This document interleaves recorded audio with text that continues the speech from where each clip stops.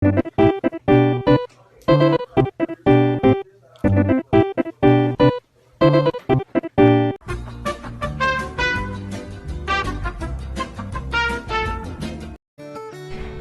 datang buat teman-teman semua para pecinta ikan mas koki. Jadi di video kali ini aku akan membahas bagaimana sih caranya grooming ikan mas koki agar kita tidak merasa tekor ya atau boros di pakannya. Oke, langsung saja kita simak videonya.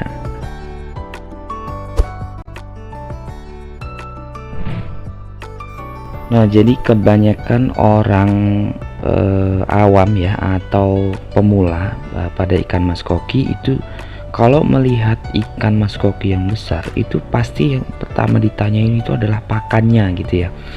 Nah, padahal itu salah. Jadi ada beberapa faktor yang mempengaruhi ikan mas koki itu kenapa bisa jadi jumbo gitu ya. Dan menurut saya juga bukan masalah pakan ya. Pakan itu menurutku adalah mungkin nomor sekian ya. Yang pertama ya ikannya itu sendiri. Nah, di video ini kita coba lihat atau kita akan buktiin groomingan ikan mas koki selama 2 bulan.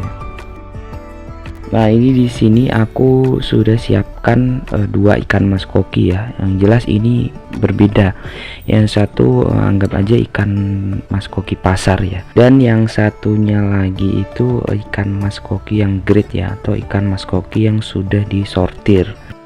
Nah, ini coba kita perhatikan ya, kedua ikan ini sekilas memang hampir sama ya dari bentuk tubuhnya ya. Jadi cuman beda di warnanya saja ya. Nah, coba kita cek untuk ukurannya ada di sekitar 8 cm lah. Jadi nanti untuk kedua ikan ini, 2 ekor ikan ini nanti aku akan kasih pelet yang sama dan di tempat yang sama juga ya.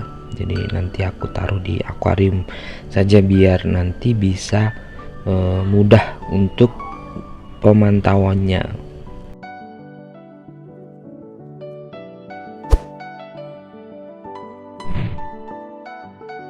Di bulan pertama atau 1 bulan kemudian ya, jadi ini penampakan untuk 2 ekor ikan mas kokinya ya. Nah, di sini kita bisa lihat untuk ukurannya sih kurang lebih hampir sama ya, masih sama ya.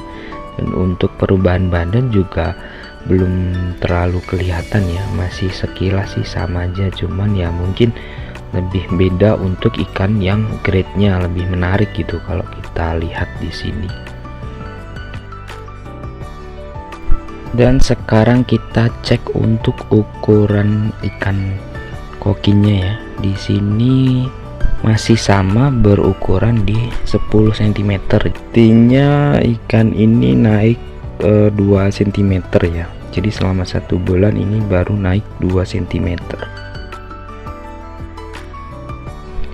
Kemudian kita lanjut cek ikannya di posisi 2 bulan kemudian ya.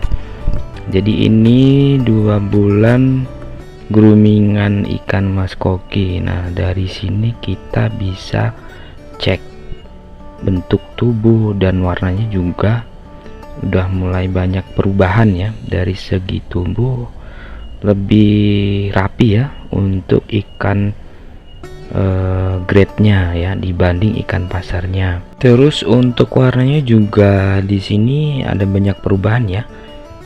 Jadi untuk ikan yang grade ini lebih cerah warnanya. Kalau kita lihat di sini ya, untuk size-nya juga kelihatan ya lebih cepat besar untuk yang ikan sebelah kanan atau ikan grade ya.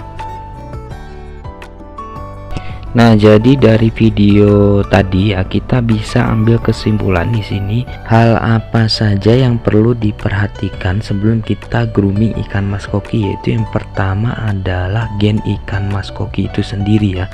Jadi untuk ikan mas koki yang memang indukannya itu bagus ya, otomatis anaknya juga mengikuti indukannya. Begitu juga sebaliknya ya, kalau untuk ikan-ikan pasar ya, kita kan nggak tahu nih indukannya yang pasti.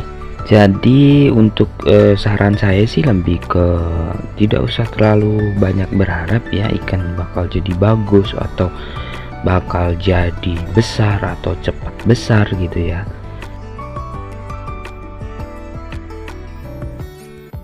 Kemudian yang kedua di sini ada seller atau breeder. Jadi untuk para pemula ya ikan mas koki, saya sih menyarankan untuk membeli ikan mas koki yang masih bahan itu di tempat orang-orang yang memang sudah paham soal ikan mas koki. Nah, jadi keuntungannya sendiri adalah kita tidak usah pusing untuk sortir ikan lagi gitu kan. Karena untuk para breeder sendiri ya, mereka sudah sortir ikan mana yang masuk ikan pasar dan mana yang akan masuk ikan grade gitu kan.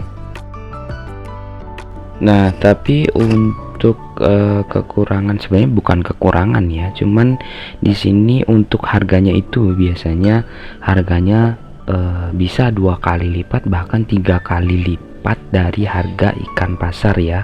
Tapi yang jelas kan ini terpercaya dan jaminan untuk kualitasnya lebih bagus daripada ikan pasar. Dan untuk selanjutnya di sini ada pelet ya.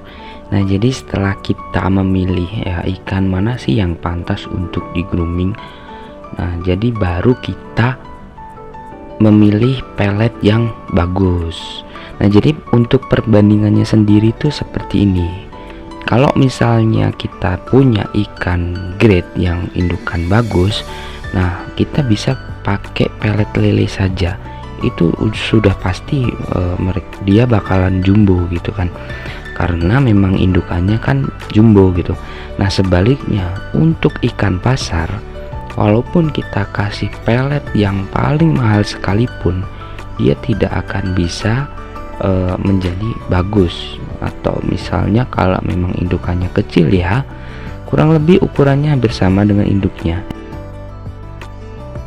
Dari perbandingan dua ikan ini saja ya, kita bisa lihat ya, hampir tidak ada kemungkinan untuk ikan pasarnya akan bisa jadi lebih bagus ataupun jadi lebih jumbo ya.